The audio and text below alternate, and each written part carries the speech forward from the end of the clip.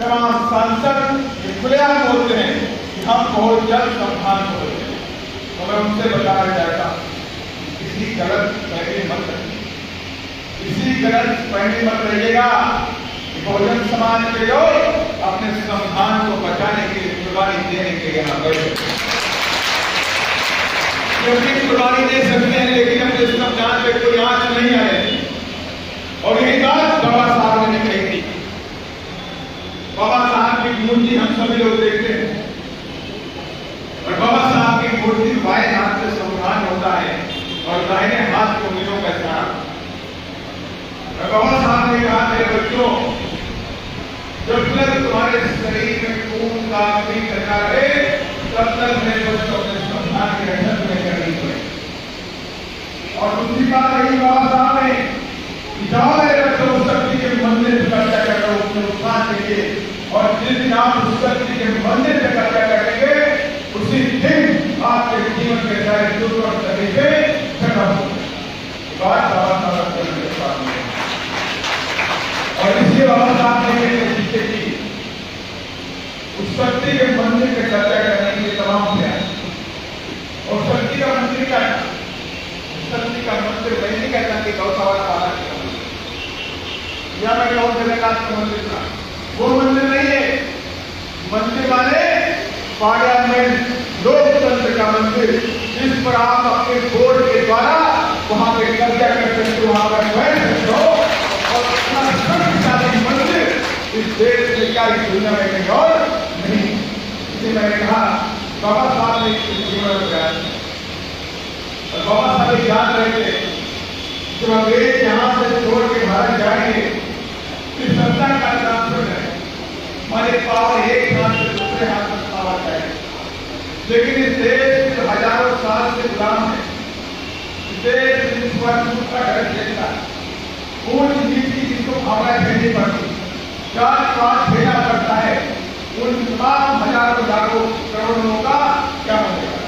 तो बाबा साहब ने इस बात को समझते हुए अपने जीते जी तमाम तरह के संगठन बनाए और उस संगठनों के लिए इस बहुजन समाज के लोगों को सत्ता के शिखर तक ले जाने का प्रयास किया।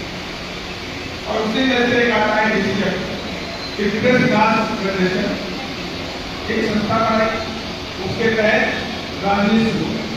उसके बाद एसडीएफ बनाया, बनाया, उसके तहत राजनीति शुरू हुई। उसके बाद एक और पार्टी बनाई, इंडियन लेबर पार्टी, और आईएनपी बनाने के बाद बाबा साहब ने कहा हम राजनीति में एंट्री करेंगे, राजनीति में प्रवेश करेंगे और राजनीति में प्रवेश करके हम अपने एमएलए और एमपी बनाने के बाद। और बाबा साहब ने उसके बाद 1956 में घोषणा करी कि हम एक पॉलिटिकल पार्टी बनाएंगे जिसका नाम आरपीआई होगा, रिपब्लिक पार्टी ऑफ इंडिया। और कहा ये आरपीआई जो होगी पूरे देश के अंदर इस दलितों, पिछड़ों, वंचितों और गरीबों की आवाज मिलेगी और ये इस देश की संसद पर जाके कब्जा करके इस देश से सभी लोगों को उनकी कुर्सी पर बैठाने का काम करेगी। बाबा साहब 1956 में बाबा साहब ने घोषणा करी कि बाबा साहब का परिवार, बाबा साहब की डेथ 1957 में, बाबा साहब का सपना पूरा किया। लेकिन उनके बेटे जगदम्ब अम्बेडकर ने एक साल बाद 1957 में बाबा साहब का सपना था आरपीआई बनाएगा, आरपीआई को बनाया, आरपीआई को बनाया और आरपीआई ने चुनाव किया। और चुनाव लड़ने के बाद दूसरे लोकसभा के चुनाव में आरपीआई ने 5 पार्लियामेंट जाने का किया। महाभारत के देश में क्या बाबा साहब ने पार्टी का सपना देखा था। बाबा साहब आज नहीं है, लेकिन बाबा साहब के बाद जो आरपीआई पार्टी पहले ही चुनाव में 5 मेंबर पार्लियामेंट की है और आने वाले दिन में सैकड़ों की संख्या में जाएंगे और देश के पार्लियामेंट में कब्जा करके प्रधानमंत्री बन सकते। अब कांग्रेस ने चाल चली और कांग्रेस ने आरपीआई को रोकने के लिए तमाम चाल चली और उसकी चाल सफल हो गई। उसने बंजारा के अंदर एक गठबंधन किया आरपीआई के सामने और आरपीआई को खत्म करने का काम किया। जब तक मेरा बहुजन समाज इस बात को बताने का मेरा आज ये था कि जब तक मेरा बहुजन समाज आगे बढ़ता है, सत्ता की कुर्सी तक पहुंचने का प्रयास करता है, तब तक एक कांग्रेस हम पर हमला करे, तब तक एक कांग्रेस हम पर हमला करके हमें रोकने का प्रयास करती है। और यही नहीं, उस वक्त भी बाबा साहब को रोकने का प्रयास किया। तो बाबा साहब डॉक्टर अम्बेडकर जब संविधान सभा के अंदर जाना चाह रहे थे तो इन्हीं कांग्रेसियों ने बाबा साहब को रोकने का काम किया। और तब बाबा साहब को बंगाल के लोगों ने बुलाया, जयसर और खुदा के लोगों ने बुलाया और बाबा साहब से कहा अम्बेडकर आप हमारे यहाँ से चुनाव लिए, आपको हम विदा करके संविधान सभा की सभा में पहले काम करेंगे ताकि आप संविधान जब पढ़े आप यहाँ के दलितों, गरीबों, मुस्लिमों की आवाज उठा सकें, आदिवासियों की आवाज उठा सकें, वंचितों की आवाज उठा सकें। बाबा साहब डॉक्टर अम्बेडकर जयसर खुदा पहुंचे और जयसर खुदा के लोगों ने बाबा साहब को चुनाव विदा करके चुनाव बाबा साहब जीते। लेकिन कांग्रेस के बात अच्छी है, कांग्रेस को लगा कि बाबा साहब को पहले रोकने का प्रयास किया, मैंने जीतने नहीं किया मुंबई से और बाबा साहब ने मुंबई छोड़ दिए।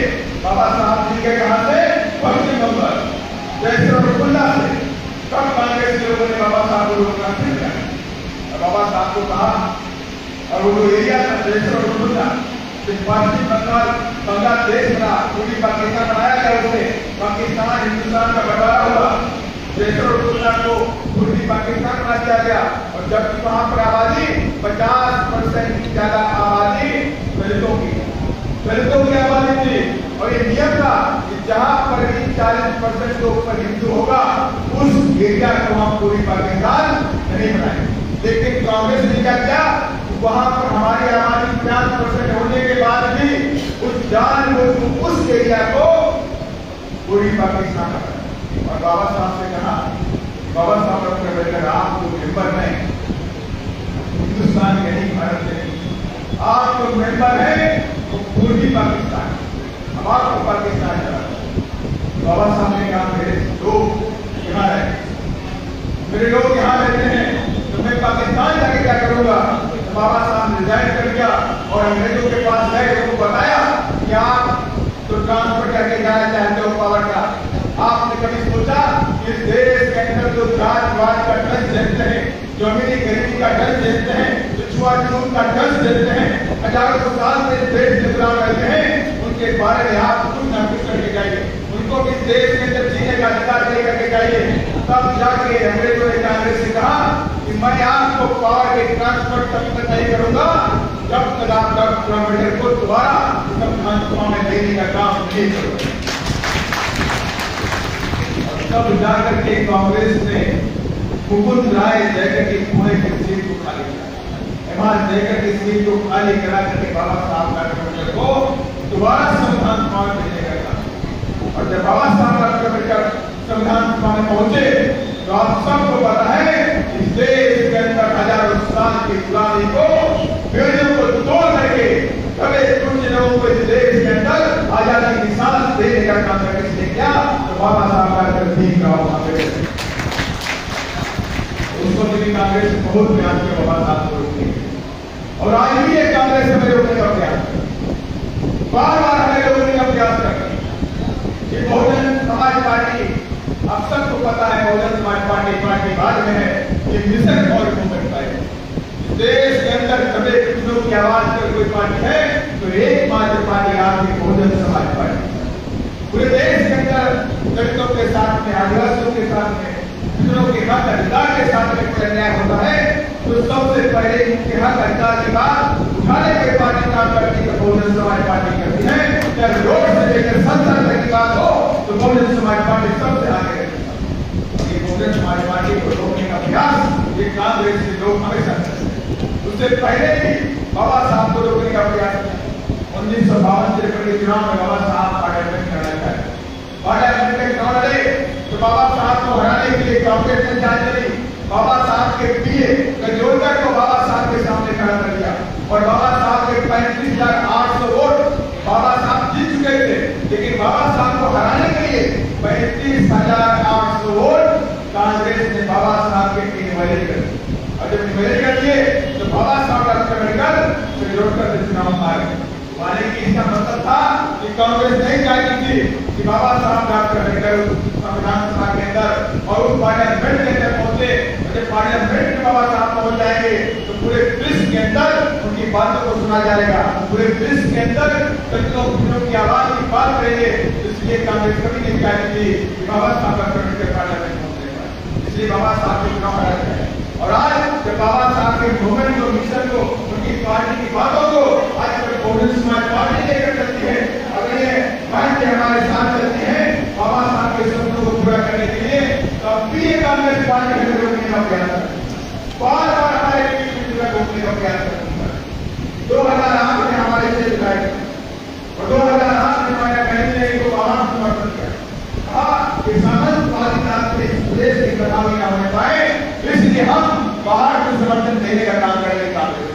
लेकिन कांग्रेस नहीं चाहती, कांग्रेस ने भी हमारी पीठ पर पूरा चुनाव देने का, और हमारे 6 के 6 विधायक 2008 में भी तोड़ दिए, 6 के 6 विधायक तोड़ दिए।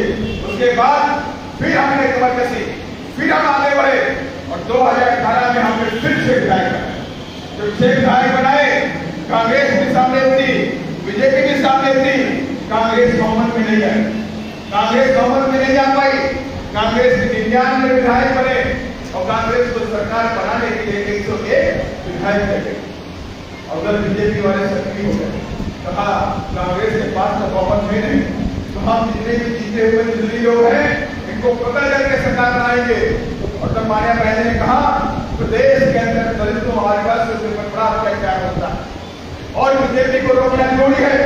अगर बीजेपी को रोकेंगे नहीं तो हमारे दलित भाइयों पर, आदिवासियों पर, कृष्णों पर, मुसलमानों पर अत्याचार बढ़ जाए। इसलिए कोई बात नहीं, फिर से हमको धोखा हो सकता है, धोखा न दे, इसलिए फिर से हम इनको समर्थन देने काम करते हैं ताकि इनकी सरकार बन जाए, गुंडागर्दी नहीं आनी चाहिए। और हमारे बहन जी भी 2018 के चुनाव के बाद 6 के 6 एमएलए का समर्थन कांग्रेस की सरकार बनाने के लिए यहाँ प्रयास में देने का था। और फिर क्या हुआ, 1.5 साल बाद गहलोत जी ने फिर से हमारी पीठ में पूरा कर। तो गहलोत जी, अगर आप इस प्रदेश के अंदर 2 बार मुख्यमंत्री पद पाए हैं, ये बहुजन समाज पार्टी और बहुजन समाज के वोटों की बदौलत बन पाए। और इस बार बहुजन समाज पार्टी ने ठान लिया है कि हिसाब किताब को हम देना जानते हैं। बाबा साहब के बच्चे हैं हम, मानव साहब के बच्चे हैं, बहन जी के सिपाही हैं, तो हिसाब